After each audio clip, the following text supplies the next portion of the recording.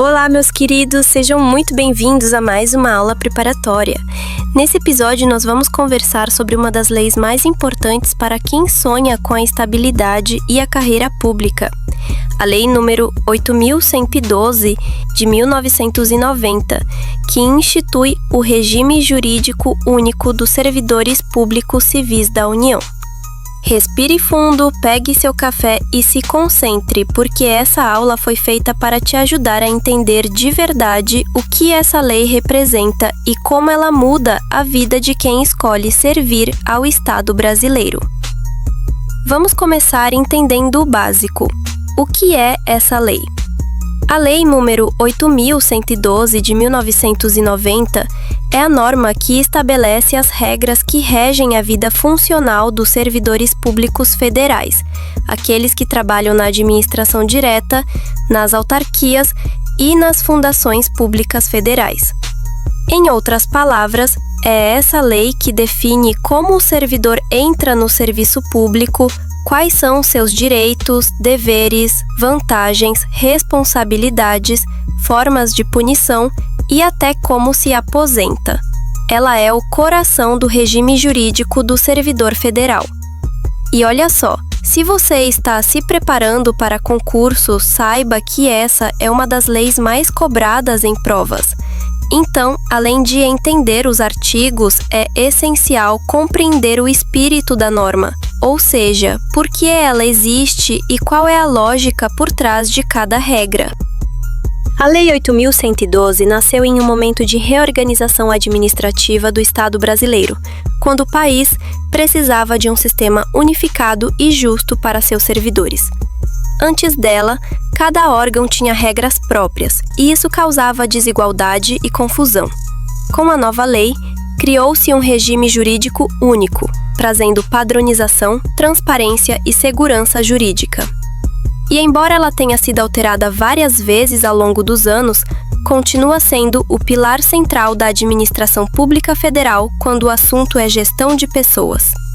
Ela é dividida em 8 grandes blocos, e para te ajudar a visualizar, imagine um mapa com as seguintes partes: disposições preliminares, provimento, vacância, remoção e redistribuição, direitos e vantagens, regime disciplinar, processo administrativo disciplinar, seguridade social do servidor, disposições gerais e transitórias, normas complementares.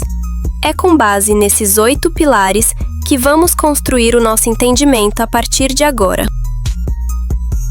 Sobre as disposições preliminares, logo de início, a lei explica quem ela abrange, e que são os servidores civis da administração direta, autárquica e fundacional da União. E aqui vai uma observação importante. Militares, empregados públicos e servidores estaduais ou municipais não entram nessa regra, pois cada esfera e categoria tem sua própria legislação. A lei também diferencia 2 tipos de cargo: o cargo efetivo conquistado por concurso público, aquele que garante estabilidade, e o cargo em comissão, de livre nomeação e exoneração, geralmente ocupado para funções de chefia, direção ou assessoramento. Provimento de cargos públicos. Agora que já sabemos quem são os servidores, vem a pergunta: como o cargo é ocupado? Isso é o que chamamos de provimento, o ato administrativo que faz alguém ocupar um cargo público. A principal forma de provimento é a nomeação, que acontece depois do concurso público. Mas existem outras formas previstas na lei, e é aqui que muitos alunos erram nas provas. Então, anote bem. Nomeação, para ingressar no cargo. Promoção, que é a elevação dentro da carreira. Readaptação, quando o servidor muda de função por motivo de saúde. Reintegração, que ocorre quando a demissão é anulada e o servidor retorna ao cargo. Recondução, quando volta ao cargo anterior após reprovação no estágio probatório ou reintegração de outro servidor. E aproveitamento, que é o retorno do servidor em disponibilidade à ativa. Essas formas existem para proteger o servidor e garantir justiça e estabilidade funcional. Agora, imagine o contrário, o cargo que fica vazio. Isso é o que a lei chama de vacância. E o cargo fica vago quando ocorre uma das seguintes situações: exoneração, demissão, promoção, readaptação, aposentadoria, posse em outro cargo inacumulável ou falecimento. Cada uma dessas hipóteses tem suas próprias regras. Por exemplo, a exoneração pode ser a pedido do servidor ou de ofício, enquanto a demissão é uma penalidade aplicada após processo disciplinar. Agora, chegamos à parte que o servidor mais gosta, que são os direitos e vantagens.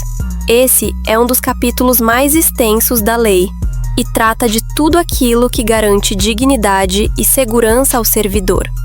A título de exemplo, vejamos.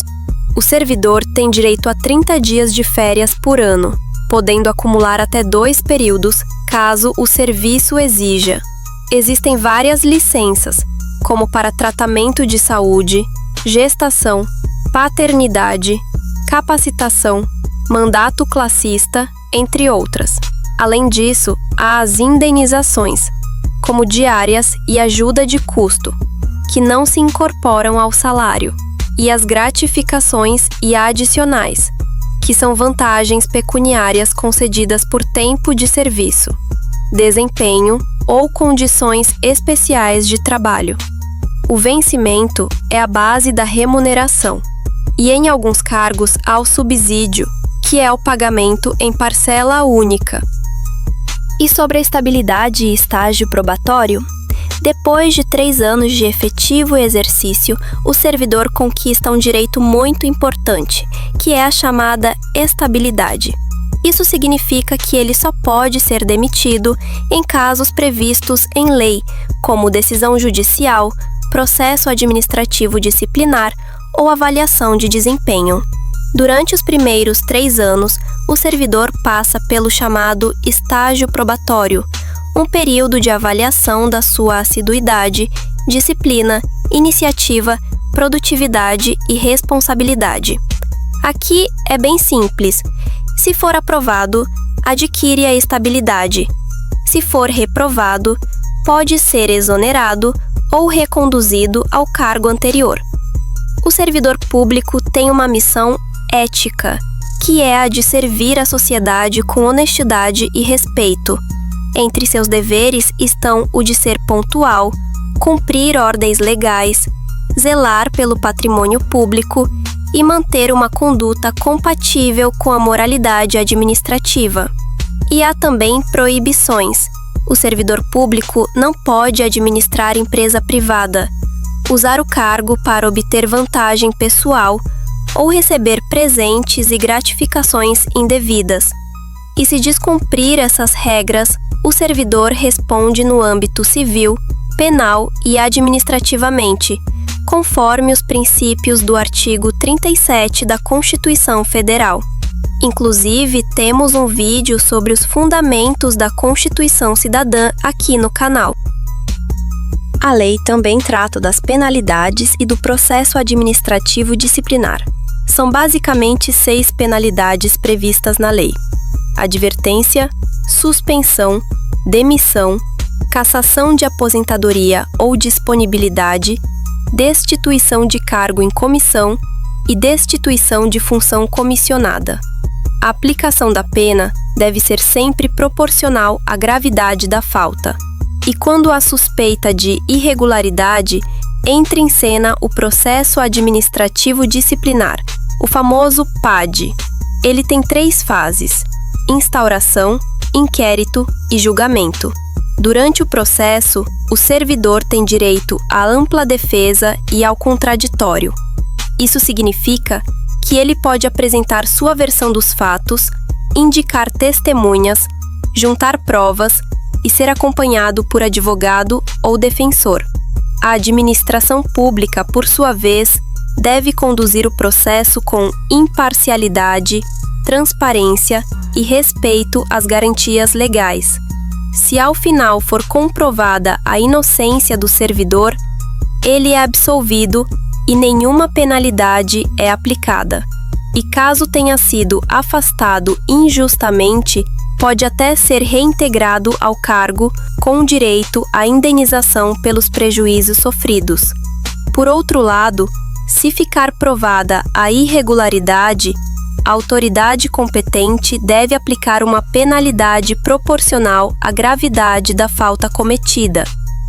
Lembrando, a administração pública não pode punir com severidade excessiva nem agir com negligência diante de uma infração.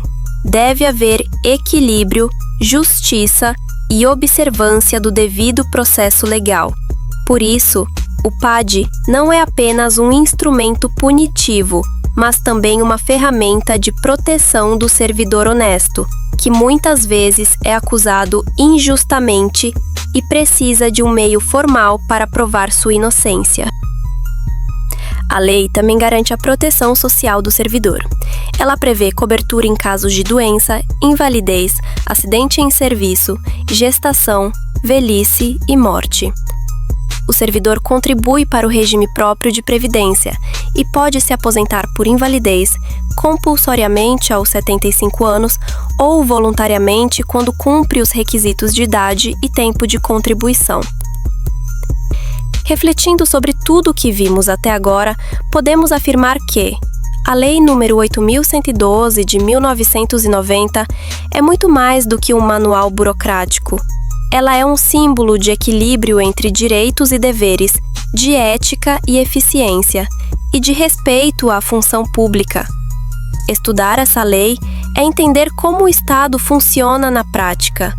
É mergulhar na vida do servidor que faz a máquina pública girar, que executa as políticas e que atende o cidadão todos os dias. Então, quando você estiver estudando, lembre-se, não se trata apenas de decorar artigos, mas de compreender o propósito da norma. Ela existe para garantir justiça, transparência e responsabilidade na administração pública.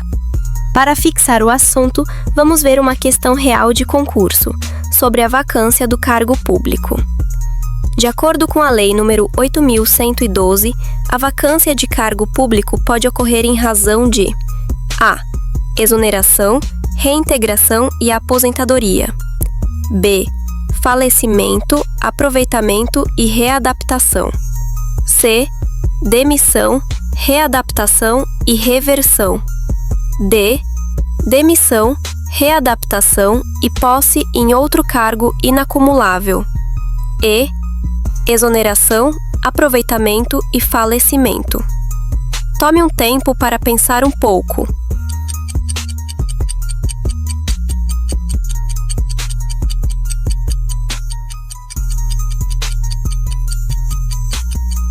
E a resposta correta é a letra D. Veja bem, o artigo 33 da Lei nº 8.112 prevê que a vacância ocorre em casos de exoneração, demissão, promoção, readaptação, aposentadoria, posse em outro cargo inacumulável ou falecimento. A alternativa D traz 3 dessas hipóteses corretas: demissão, readaptação e posse em outro cargo inacumulável. Lembrando que a vacância é quando o cargo fica vago e provimento é quando o cargo é ocupado.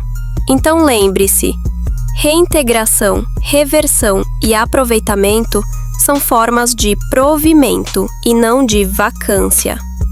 E assim, com um passo mais perto da sua aprovação, encerramos nosso episódio. Continue firme, estude com constância e lembre-se, o conhecimento é o seu maior aliado. Nos vemos na próxima aula.